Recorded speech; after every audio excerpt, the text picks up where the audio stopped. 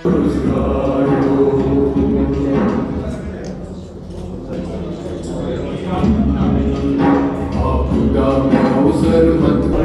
अलमेरा जी हमारे national secretary है AICC के, और जैसे उदय जी ने सबका इंट्रोडक्शन दिया है, इसमें सीनियर हमारे साथी भी हैं और हमारे यूथ कांग्रेस के नेशनल ऑफिस बेयरर्स भी हैं और मीडिया के साथी।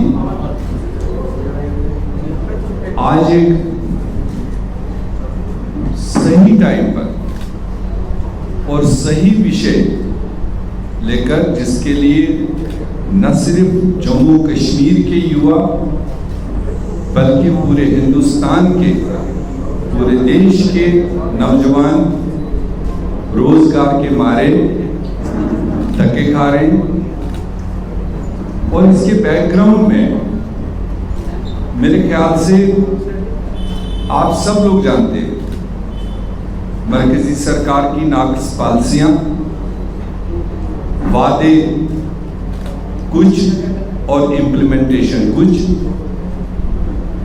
आज सबसे ज्यादा अगर सफरर है ये नौजवान देश कहलाया जाता है। 65% इस देश में युवाओं की आबादी, और सबसे ज्यादा पिछले 40-45 साल से अगर बेरोजगारी का दर बढ़ा है वो इन 5-6 सालों में आज के सामने, आपके सामने। ये हम नहीं कह रहे हैं क्योंकि हम अपोजिशन में हैं, अपोजिशन बराए अपोजिशन हम कुछ भी कहें।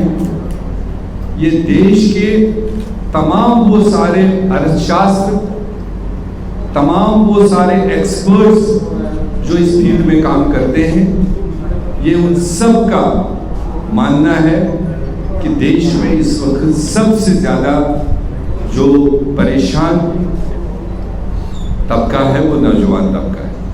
क्योंकि ये बारहा आपने कांग्रेस के जबान से और हमारे लीडर राहुल गांधी जी के जबान से सुना है कि कुछ पूंजीपतियों को फायदा देने के लिए जो देश की संपत्ति है वो लिमिटेड कंपनीज को दे करके जहां से एम्प्लॉयमेंट जनरेट होनी चाहिए थी वो नहीं हो रही।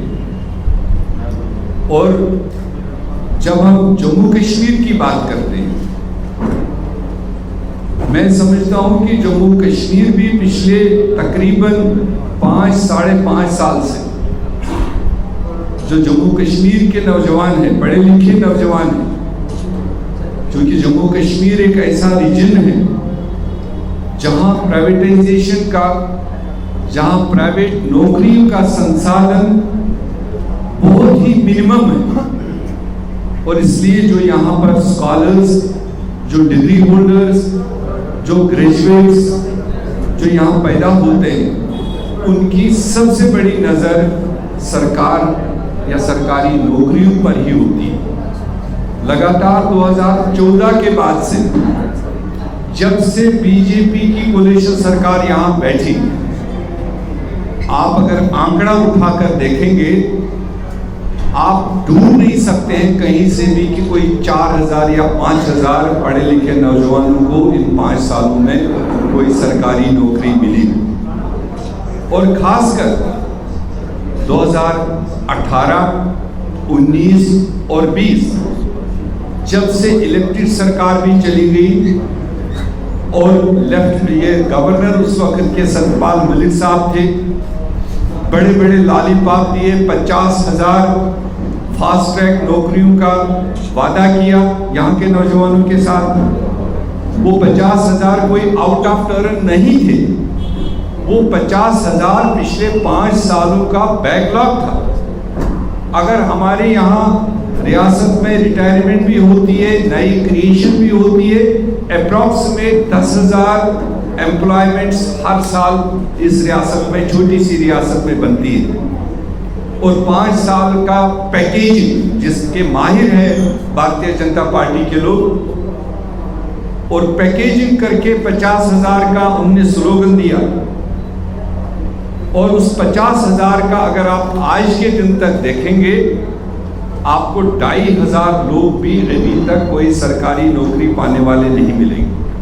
बल्कि जिनकी आशाएं थी, जिनकी उम्मीदें थी, जो मेरिटोरियस बच्चे थे, अगर आप शुरू करेंगे तो जेके बैंक के एम्प्लॉयमेंट से लेकर 1100-1200 नौकरियों का टेस्ट हो चुका था।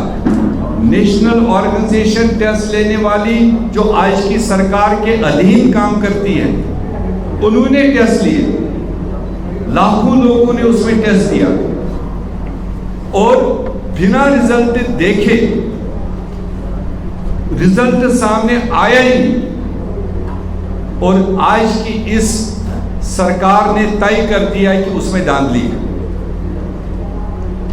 हमने तब भी ये सवाल उठाया था कि जब एक हाई प्रोफाइल ऑर्गेनाइजेशन जो पूरे मुल्क में तमाम बैंकों की एम्प्लॉयमेंट का प्रोसीजर पूरा करती है, अगर आपकी उसमें इंटरवेंशन नहीं है तो आपको कैसे पता चला कि उस रिटन टेस्ट में कुछ खराबी हुई और आपने एक मुश्त उस एम्प्लॉयमेंट पैकेज को कैंसिल किया, उस टेस्ट को रद्द कर दिया और जिससे लाखों नौजवान जो फ्रस्ट्रेशन के शिकार हुए।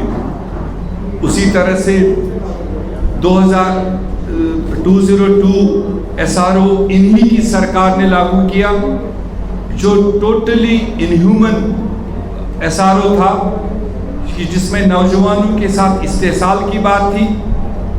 और जब उस पर नौजवान सड़कों पर उतर आए तो उसको उन्होंने रोल बैक किया अपोजिशन और अवाम के दबाव में।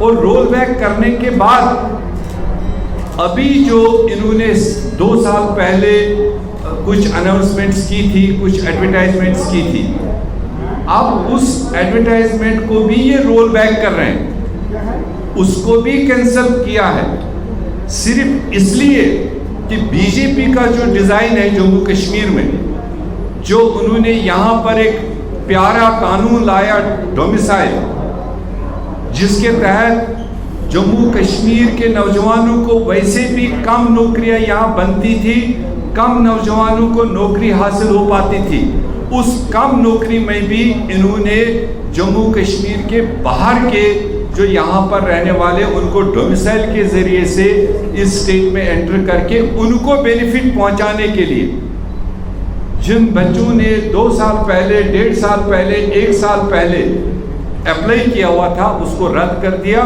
और उसको अब नए सिरे से करेंगे। अगर 100 लोग पहले यहाँ जम्मू कश्मीर के लगने थे, अब उसमें 50 लगेंगे, 40 लगेंगे, 60 लगेंगे, बाकी रिमेनिंग आउटसाइड स्टेट लगेंगे। तो अगर जम्मू कश्मीर की हम बात देखेंगे तो जितना जम्मू कश्मीर का पढ़ा लिखा नौजवान इस वक्त फ्रस्ट्रेट है, इस वक्त परेशान है बीजेपी के, मोदी जी के राज में, मेरे ख्याल से हिंदुस्तान भर में और किसी प्रांत के नौजवान इतने फ्रस्ट्रेटेड नहीं हैं। क्योंकि ऑल स्टेटों में प्राइवेटाइजेशन भी है, मल्टीनेशनल कंपनीज भी है, बड़े बड़े फैक्ट्रीज भी है, बड़े बड़े कारखाने भी हैं, मगर जम्मू कश्मीर चूंकि एक सेंसिटिव बॉर्डर स्टेट है और जियोग्राफिकली यहाँ पर शायद उतना बड़े पैमाने पर फैक्ट्रीज लगाना मुनासिब नहीं है, तो इसलिए यहाँ का नौजवान मैं समझता हूँ सबसे ज़्यादा आज के दिन पर परेशान हाल है।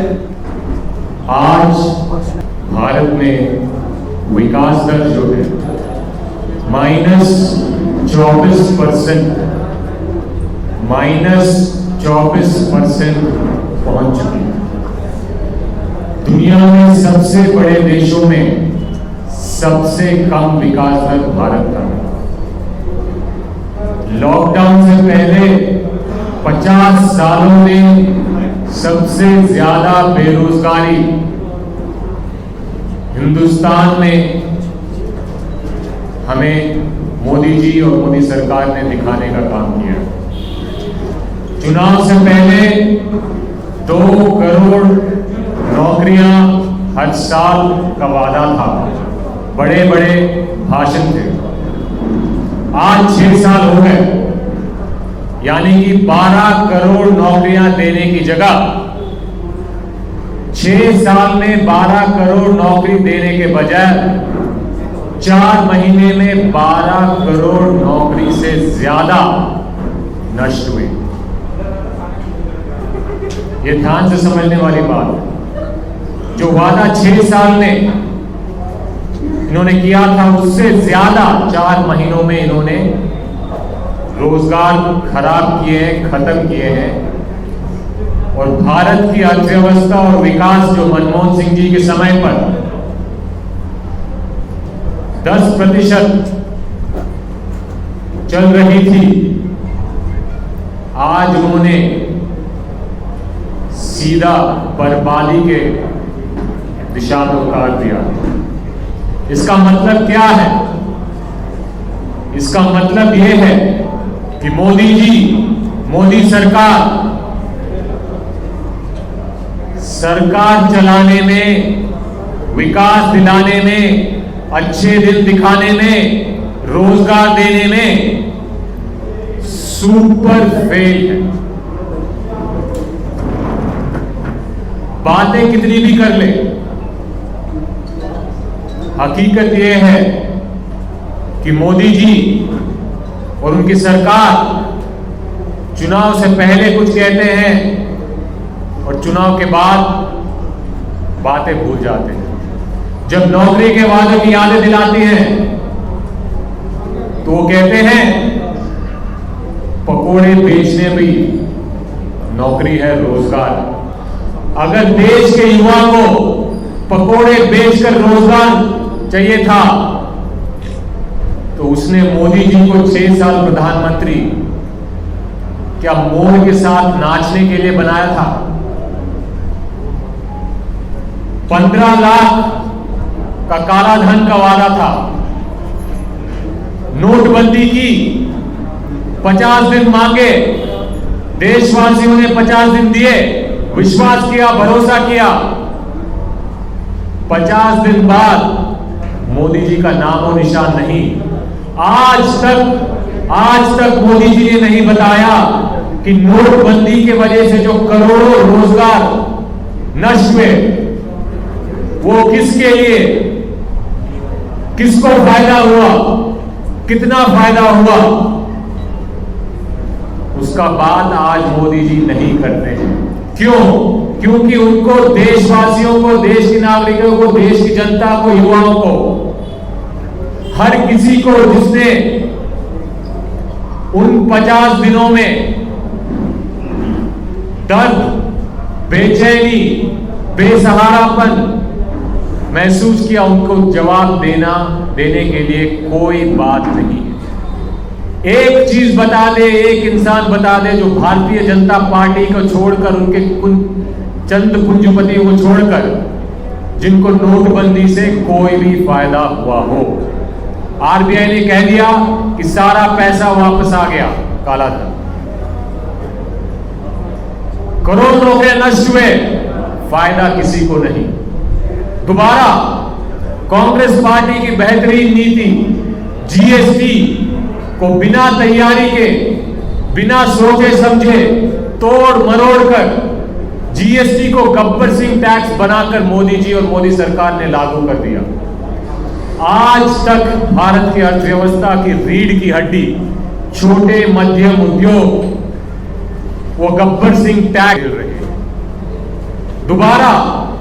दोबारा मोदी जी की बिना सोचे समझे नीति निर्णय की वजह से भारत की अर्थव्यवस्था पर, रोजगार पर, लाखों करोड़ों रोजगार पर हमला किया। कहने का मतलब यह है कि मनमोहन सिंह जी के समय पर, कांग्रेस पार्टी के 10 साल के राज पर, जब रोजगार, विकास दर बढ़िया चल रहे थे, उसको गलत नीति, गलत निर्णय लेकर मोदी जी ने बार बार चोट पहुंचाने का काम किया।